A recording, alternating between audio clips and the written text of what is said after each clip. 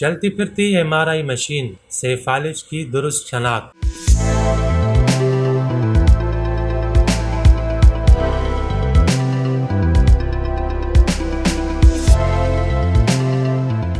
امریکہ میں ایجاد کی گئی ایک چلتی پھرتی یعنی پورٹیبل MRI مشین سے فالج کی شناخت 90% درستگی سے کی گئی ہے۔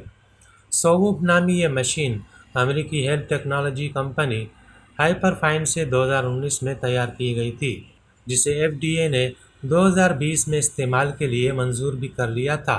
اس کی جسامت اسپتالوں میں عام استعمال ہونے والی MRI مشینوں سے بہت کم ہے، جبکہ ایک سے دوسری جگہ لے جانے کے لیے اس میں پہیے بھی نصب ہیں۔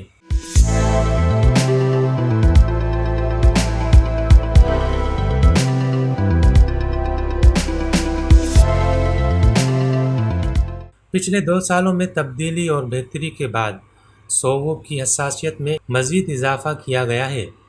حالیہ تحقیق میں ہائپر فائن نے ہارورڈ اوریل یونیورسٹی کے تعاون سے اپنی پورٹیبل MRI مشین کو فالج کے 50 مریضوں پر استعمال کیا گیا۔ تجربات کے دوران اس MRI مشین نے فالج کی سب سے عام قسم اسکیمک اسٹروک کو 90% درستگی سے شناخت کیا۔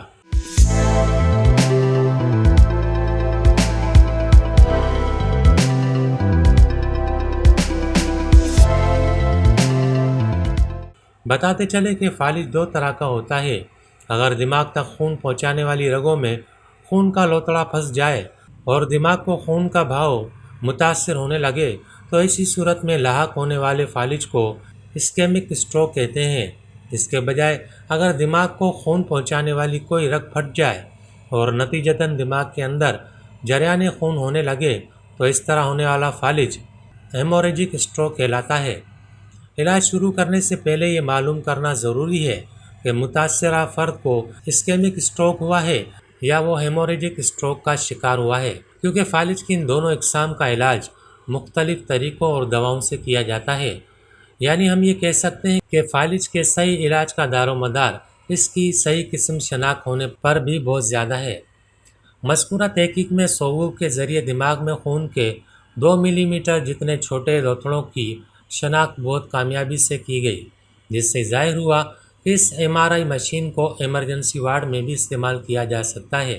ان آزمائشوں کی تفصیل سائنس ایڈوانسز کے تازہ شمارے میں آن لائن شائع ہوئی ہے۔